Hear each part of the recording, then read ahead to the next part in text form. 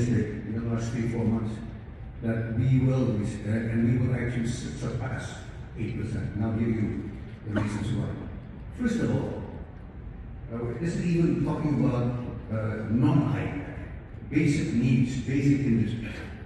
Broke when he became president on the 20th of October, the budget for free meals was 71 trillion rupees, which is about $4 billion. In the last 2 weeks, he has added another 100 billion rupees, which is about $6 billion odd. The National Planning Agency, Bappenas, estimated in October with 71 trillion rupees expenditure for free meals, it would add 0.83% to economic growth.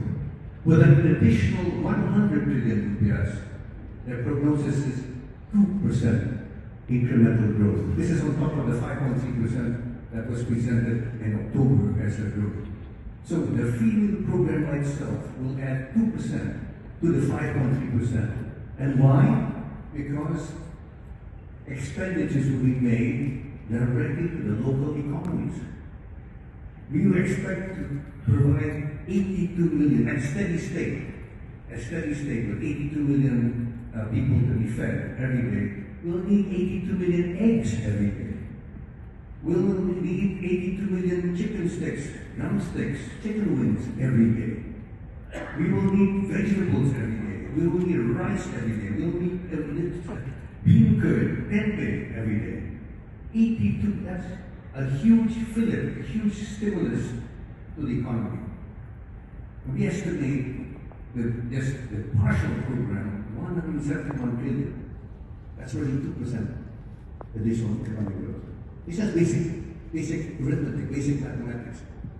One of the programs, this is what I'm being responsible for. I've been assigned to oversee the National Public Housing Program, which some of you may know already. The target, this is a ambitious target, we think it's doable, it's feasible. 3 million housing units per year for the next 10 years. That's the target. 1 million apartment units in the urban areas, 2 million single-family homes in the rural areas, including coastal villages for the farmers, for the fishermen and so forth. We estimate we can increase with 3 million units a year, 185 linkages tied to the housing sector. 185. Cement, aluminum, furniture, and the list goes on. Steel, the list goes on. 185 linkages. When we do steady state, 3 million units a year, we estimate we can increase our economic growth by 2 to 2.5% a year. That is already over 8%. That's already. Now, why am I bullish? Why am I optimistic? Because we already have today sources of investment into the housing sector. Qatar, the Qatar government, I already announced it 2 weeks ago. The Qatar government has already committed to fund and to develop 3 to 5 million units a year. Sorry, not a year, 3 to 5 million units. A Qatari private sector businessman and his group are going to do 1 million units. That's the state of Qatar by itself. The United Arab Emirates has committed to do 1 million and considering more. He said just 2 countries. Just 2 countries. I've been to Beijing 3 times this year, and the Chinese government, the Chinese construction companies are very, very keen to come to Indonesia. Why? Because the Chinese construction sector is depressed. They are looking for other markets. So we come at the right time. Indonesia's demand matches China's requirement. So there again, I was with you, I was in New Delhi. The Indian construction sector can build houses, they claim, for about $3,000 to $4,000 per unit. $3,000 to $4,000. This is outside the land cost. So, at steady state, 3 million units a year, we hope to do for the next 10 years, 3 million a year, that's 30 million units.